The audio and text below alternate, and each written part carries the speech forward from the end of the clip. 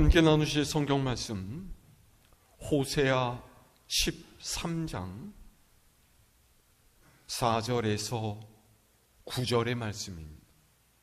구약 성경 1268면입니다.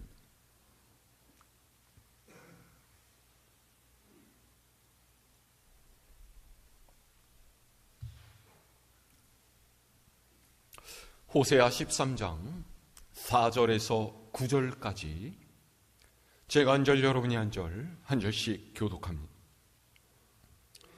그러나 애굽 땅에 있을 때부터 나는 네 하나님 여호와라. 나밖에 네가 다른 신을 알지 말 것이라. 나 외에는 구원자가 없느니라.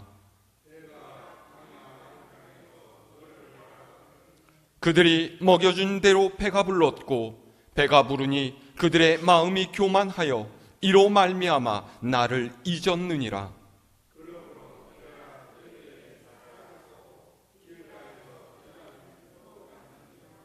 내가 새끼 잃은 곰같이 그들을 만나 그의 염통 거풀을 찢고 거기서 암사자같이 그들을 삼키리라. 들짐승이 그들을 찢으리라.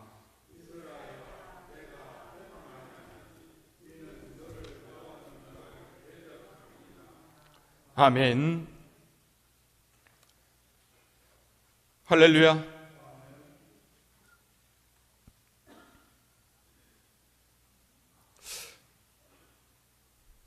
믿음으로 살아가는 사람들이 주의해야 될 것 중에 하나는 고통과 어려움이 닥쳤을 때 우리가 시험에 들고 죄를 짓기 쉽다라고 생각하는 것입니다. 사실은 이것과 반대인 경우가 훨씬 더 많습니다. 오히려 내 삶이 평안하고 풍요로울 때, 그때가 바로 시험이 찾아오는 때죠. 우리는 사업에 실패를 하거나 아니면 몸이 병들거나 인간관계에서 이런저런 어려움을 겪을 때 그것을 시험이라고 생각합니다.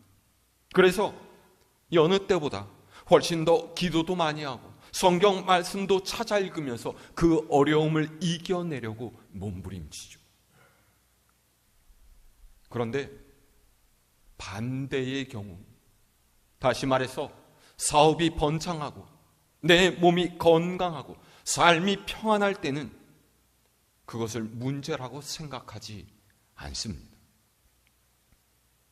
하지만 이럴 때일수록 우리는 하나님 앞에서 자신을 돌아보면서 말과 행동에 더욱 조심을 기울여야 합니다. 제가 예전에 섬기던 교회에 한 권사님께서 개인 택시 기사셨어요.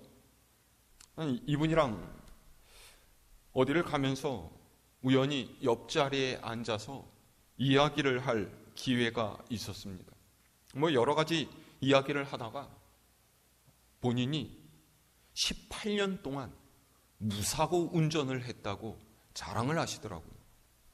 그래서 제가 오 권사님, 그 무사고 운전할 수 있었던 비결이 뭡니까? 그렇게 물어봤어요. 그랬더니 목사님, 혹시 운전하고 가시다가 교통사고 내신 적 있으십니까? 물으시더라고요. 예, 서너 번 정도 있었던 것 같습니다. 그랬더니 그러면 어떤 때 사고가 났습니까? 차들이 많아서 도로가 혼잡하고 붐빌 때였습니까? 아니면 차가 없어서 속력을 좀 낼 때였습니까? 차가 없어서 속력을 좀 더 내도 되겠다, 그런 때 사고가 났던 것 같아요. 그랬더니 이 권사님이 하시는 말이, 보통 차가 밀릴 때는 오히려 더 주의해서 운전하기 때문에 큰 사고가 나지 않는다라는 거예요. 차가 없어서 조금 더 속력을 내도 되겠구나, 별로 신경 쓸 것이 없구나, 그렇게 생각하면 사고가 난다는 거죠. 그러면서 계속 무사고 운전을 할 수 있었던 비결은요, 안전하다고, 문제없다라고 생각되는 상황에서 훨씬 더 조심했기 때문입니다. 그렇게 말씀하시더라고요. 제가 이 이야기를 듣고서 이거 참 엄청난 말씀이구나, 그런 생각을 했습니다. 사실 이 이야기는 우리 인생 전반을 관통하는 진리입니다.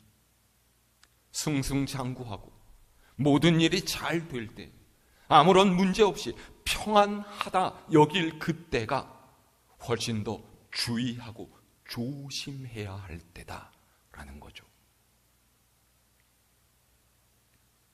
보세요. 누가 나한테 날 같지 않은 충고나 언짢은 소리를 하면 기분 나빠하면서 이거 시험에 들겠는데 이러죠. 그런데 사실 그렇게 했다고 해서 그렇게 큰 일이 일어나진 않습니다. 반대로 큰 칭찬을 듣게 되면 우리는 좋아해요. 그런데 여기에 함정이 있습니다. 칭찬은 시험이라고 생각하지 않기 때문에 칭찬을 들었다고 으스대고 뻐기다가 실수를 저지르고 넘어지게 되는 경우가 생겨난다라는 거죠. 다른 예를 들어볼까요? 우리는 심각한 병에 걸리면은 시험을 당한다, 그렇게 생각하고 건강하면은 아무런 문제가 없다라고 생각합니다. 정말 그렇습니까? 여러분, 병 들었을 때와 건강할 때 언제가 더 죄짓기 쉬울까요? 병 들면 기도하지 죄짓지 않습니다. 물론 극소수의 사람은요, 절망하고 자포자기해서 막 사는 이들도 있습니다만, 보통은 자기 삶을 돌아보고 하나님 앞에서 지은 죄에 회개하면서 어떻게든 그 병을 이겨내려고 애를 쓰죠. 그런데 건강할 때는요, 이런 생각하지 않고 너무나도 쉽게 죄를 짓습니다.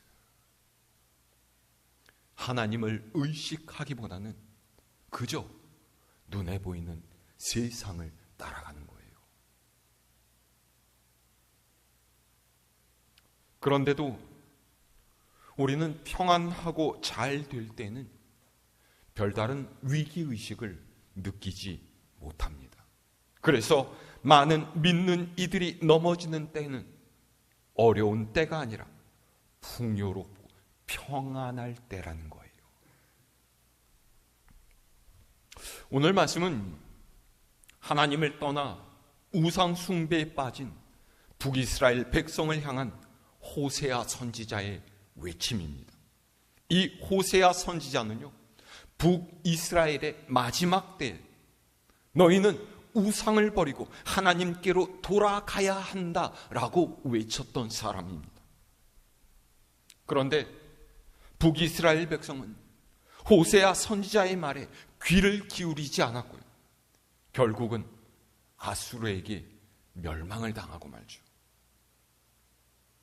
호세아 선지자가 하는 말이 무엇입니까? 자, 오늘 4절의 말씀 다시 함께 읽어볼까요? 4절의 말씀입니다. 시작. 그러나 애굽 땅에 있을 때부터 나는 네 하나님 여호와라. 나밖에 네가 다른 신을 알지 말 것이라. 나 외에는 구원자가 없느니라. 아멘. 선지자는 이스라엘이 애굽에 있었을 때부터 여호와 하나님께서는 이스라엘의 하나님이셨다라고 이야기하고 있어요. 너희가 다른 신의 도움으로 혹 어떤 다른 힘의 도움을 받아서 애굽의 종살이 생활에서 해방된 것이 아니라 여호와 하나님께서 너희를 불쌍히 여기셨고 사랑하셨고 너희 선조와 맺은 약속을 기억하셔서 애굽에서 건져주신 것을 알아야 한다. 그런 말이죠. 그런데 보세요. 4절의 첫머리는 그러나 라는 말로 시작하고 있습니다. 이 그러나 의미하는 것은 이 앞에 뭔가 4절에서 선지자가 말한 바와는 반대되는 현상이 있다는 거예요. 그게 무엇입니까? 자, 위로 올라가서 1절에서 2절의 말씀 함께 읽을까요?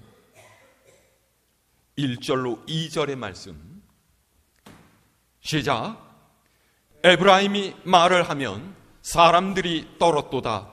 그가 이스라엘 중에서 자기를 높이더니 바알로 말미암아 범죄함으로 망하였거늘 이제도 그들은 더욱 범죄하여 그 은으로 자기를 위하여 우상을 부어 만들되 자기의 정교함을 따라 우상을 만들었으며 그것은 다 은장색이 만든 것이거늘 그들은 그것에 대하여 말하기를 제사를 드리는 자는 송아지와 입을 맞출 것이라 하도다. 아멘. 호세아 선지자가 뭐라고 합니까? 에브라임이 말을 하면 사람들이 떨었다라고 해요. 이 말은 에브라임 지파가 이스라엘 족속 중에서 힘이 있고 권세가 있는 지파였고 그래서 사람들에게 인정을 받았다라는 뜻입니다. 그런데 이런 사실이 그들을 교만에 빠뜨렸죠. 그래서 어떻게 되었어요? 그들이 이스라엘 중에서 자기를 높이고 바알로 말미암아 범죄했다라는 거예요. 다시 말해서 잘난 척하며 으스대다가 급기야는 하나님을 버리고 바알 신앙에 빠져들었다라는 거죠. 그리고 은으로 갖가지 우상을 부어 만들고 베델과 단에 금송아지를 만들어 놓고 그것을 여호와 하나님이라고 부르면서 그 앞에 제사를 드리고 절을 한 거예요.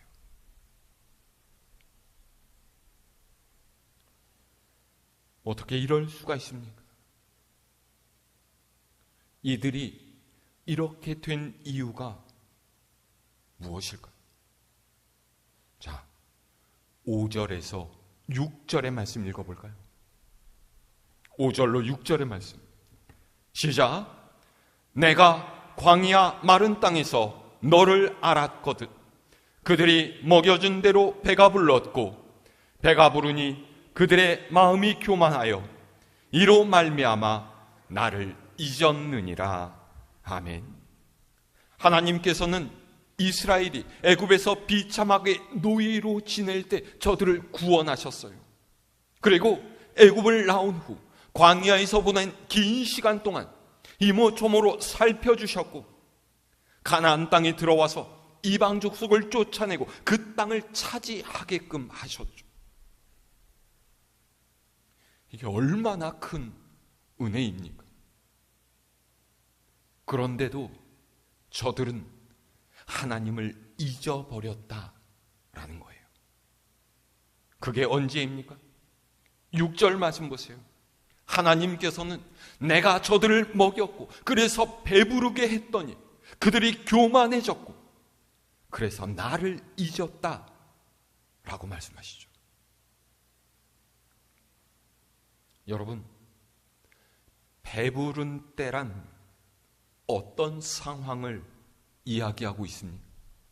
여기서 배가 부르다는 말은요, 단순히 밥을 많이 먹어서 배가 나왔다 뭐 이런 뜻이 아닙니다. 만사에 걱정할 것이 없고 근심할 일이 없다라는 뜻이고요, 물질적으로 부유하고 궁핍하지 않다라는 거예요. 쉽게 말해서 배부르고 등 따숩다 이런 말이죠. 그런데 이렇게 되고 나니까 하나님의 은혜를 잊고 하나님께로부터 돌아선 거예요.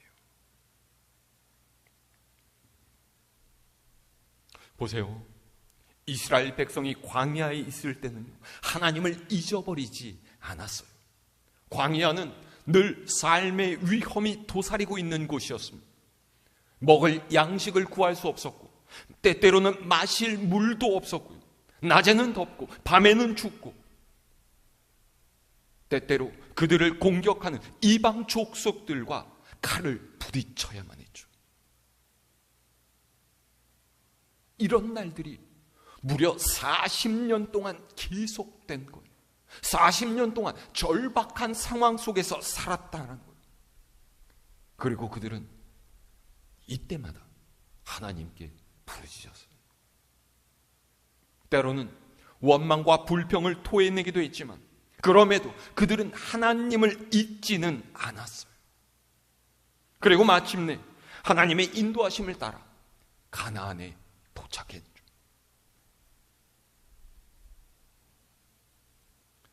가나안에 들어오고 나니까 이제 더 이상 그들은 궁핍함에 시달리지 않게 되었습니다. 뜨거운 사막에서 먼지를 들이키지 않아도 되었죠. 시원한 무화과와 포도나무 그늘 아래에 앉아서 편히 쉴 수 있게 됐어요. 날마다 만나를 모으러 나가지 않아도 창고에는 곡식을 가득 쌓아두고 살 수 있게 되죠. 모래가 버석거리는 천막이 아니라 좋은 집에서 좋은 옷을 입고 맛있는 음식과 포도주를 먹으면서 말 그대로 배부르게 살 수 있게 된 거예요.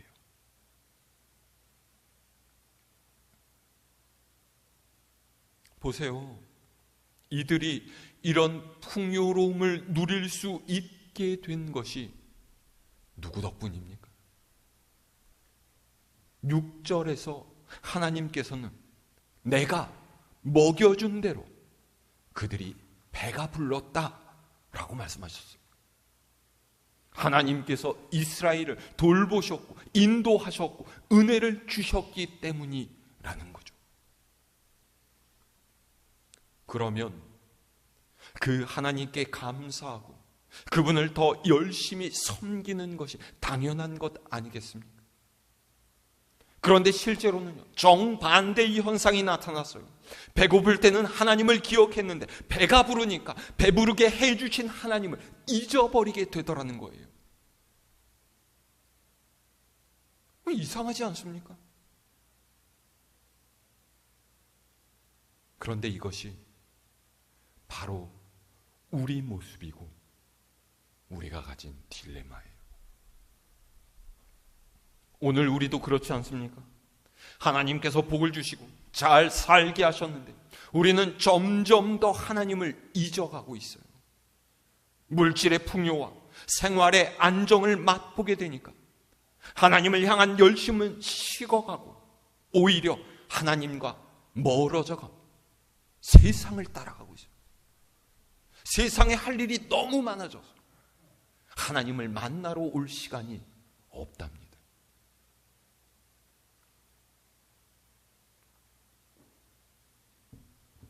이런 얘기 들었어요. 도시에 살다가 시골로 귀농을 한 집사님 부부가 있었는데 여집사님이 읍내에 있는 교회에 새벽 기도에 나가려고 시장에 가서 닭을 한 마리 사왔습니다. 왜요? 아침에 꼬끼오 하고 하면은 일어나면 되겠다, 이런 생각을 한 거죠. 근데 이 여집사님이 닭에 대해서 뭘 알겠어요? 닭장수한테 가서 이 닭이 정말로 건강한 닭인지 문제가 없는지 꼼꼼히 확인하고 돈을 치렀습니다. 근데 이 닭을 집으로 가져와서 막상 갖다 놓으니까 새벽이 되었는데 울지를 않는 거예요. 이게 갑자기 환경이 바뀌어서 그러나? 그러고서 며칠을 기다려봤는데 도통 울지를 않는 거죠. 야, 이거 속았구나. 이렇게 생각해서 이 집사님이 노발대발 닭장수를 찾아갔습니다. 그리고 왜 나한테 벙어리 닭을 팔았느냐고 따졌죠. 그러니까 닭장수가 이 집사님한테 물어봤어요. 집은 지어줬습니까? 먹이는 제때마다 주었어요? 혹시 암탉도 넣어줬습니까? 이 여집사님이 아유 그러면요 모든 걸 완벽하게 다 갖춰줬죠. 그랬더니 닭장수가 뭐라고 했겠습니까? 이거 보세요. 집 있겠다, 마누라 있겠다, 먹고 살만하겠다. 아, 뭐가 부족해서 빽빽 울겠습니까? 그렇게 도리어 핀잔을 주더랍니다. 설마 그랬겠어요? 아마도 지어낸 이야기 같습니다만은 그래도 이 이야기는 상당히 의미가 있습니다. 편안하고 어려움 없다라는 것 너무나 좋은 것 아닙니까? 그런데 우리 신앙에 그것이 독이 될 수도 있고 위기를 가져올 수도 있다라는 거예요. 여러분, 역사를 보면요, 풍요롭고 넉넉하고 아무런 문제가 없을 때 사람들은 한결같이 하나님을 떠나서 죄를 짓고 살았어요. 지금 잘 사는 나라, 배부르고 여유 있는 사회에 가보면요, 예배당이 반절도 차 있지 못한 것을 볼 수가 있습니다. 우리나라도 점점 그렇게 돼가고 있지 않습니까? 믿음은 알게 모르게 서서히 식어갑니다. 이스라엘 백성이요, 어느 날 갑자기 하나님께로부터 확 돌아선 것이 아니에요. 평안과 형통을 누리고 부유해져서 부족함을 느끼지 못할 때 서서히 자기도 모르게 마음 속에서 하나님을 밀어내고 다른 세상의 것들을 채우기 시작하는 거예요. 이게 문제죠. 여러분은 어떻습니까? 나도 모르는 사이에 하나님과 멀어져 있지는 않습니까? 지금 내 신앙의 자리가 어디 있겠습니까? 하나님 앞에서 주님의 은혜에 대한 갈망을 가지고 온전한 믿음을 살아가고 있는지, 아니면 아무런 생각 없이 행하는 버릇처럼 그렇게 신앙생활하면서 하나님께로부터 차츰차츰 멀어져 가고 있지는 않은지 우리는 돌아볼 수 있어야 합니다. 어떤 목사님께서요, 성도가 하나님께로부터 점점 멀어져 가고 있는 것 아닌지 알 수 있는 3가지 지표가 있다 그러시더라고요. 첫 번째는요, 내가 기도하는 시간이 줄어들고 있는지를 보는 것. 두 번째는 말씀을 읽고 묵상하는 시간이 줄어들고 있는지를 보는 것. 세 번째는 교회에 나오는 횟수가 줄어드는지를 확인해 보는 거예요. 여러분 어떻습니까? 아무런 문제 없으십니까? 예전과 똑같으세요? 더 발전하셨습니까?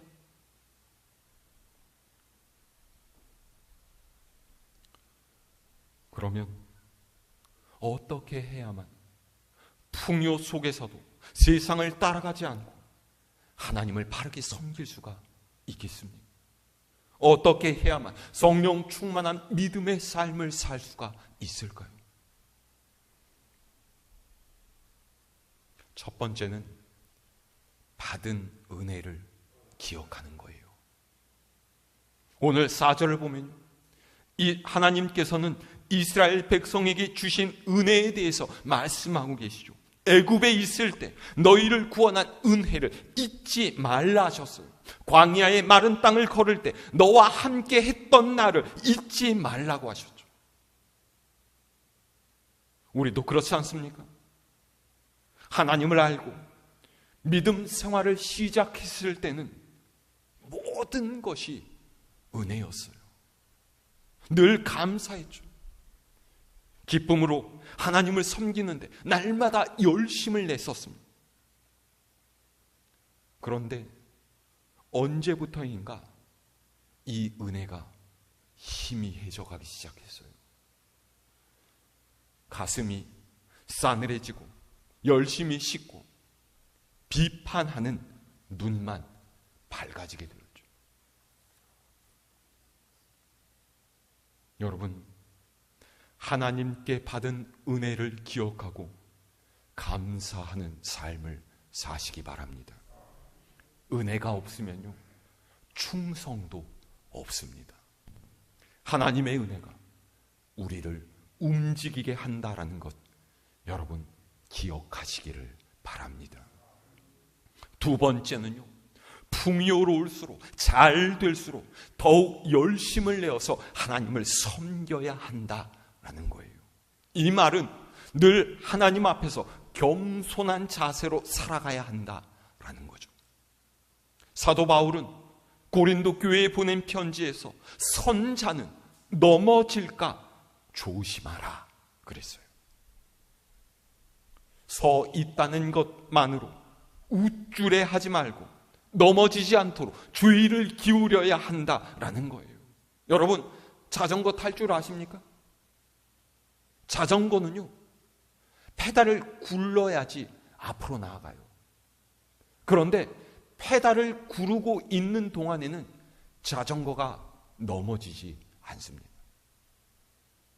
발구르기를 멈추고 자전거가 서게 되면 자전거는 오른쪽이든 왼쪽이든 쓰러지게 돼 있어요. 다시 말해서 내가 믿음 생활 이만큼 했으니 야, 이 정도면 알 것 다 알고 할 것 다 했다. 이제는 뭐 어려움도 없고 좀 슬슬 해도 되겠구나.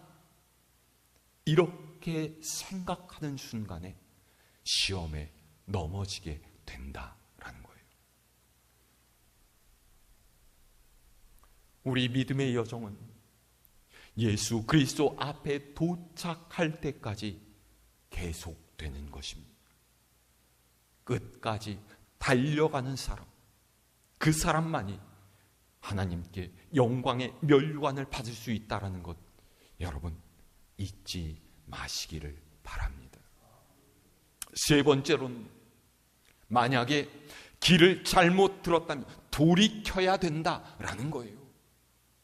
제가 항상 말씀드리지만 돌이킬 수 있으면 은혜입니다. 돌이키지 못하고 알아채지 못하고 듣지 못하고 계속 가버리면 그건 문제가 된 거예요.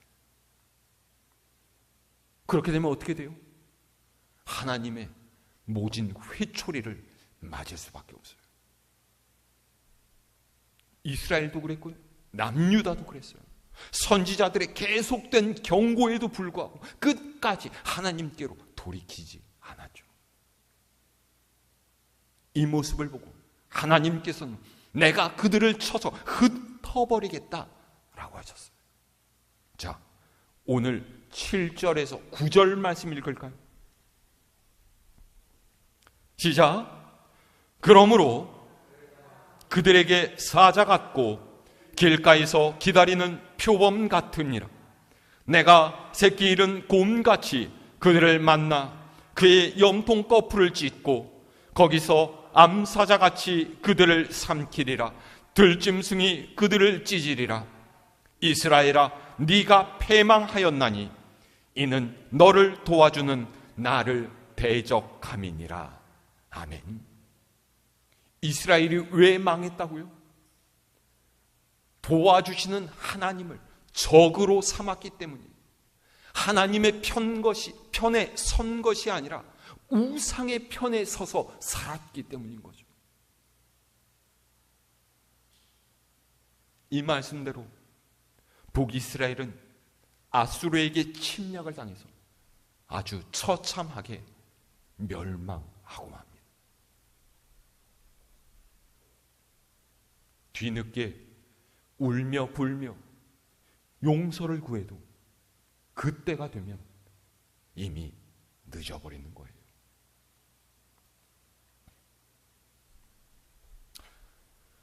배가 불러서 이 백성이 교만해지고 나를 잊었노라는 하나님의 탄식이 우리를 향한 것이 되지 않기를 바랍니다.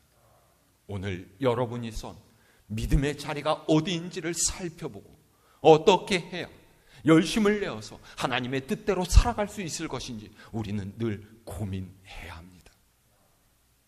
받은 은혜와 감격을 회복하고 더욱더 열심히 주님을 섬기면서 우리의 삶으로 하나님을 드러내는 여러분 모두가 될 수 있기를 우리 주님의 이름으로 축원합니다.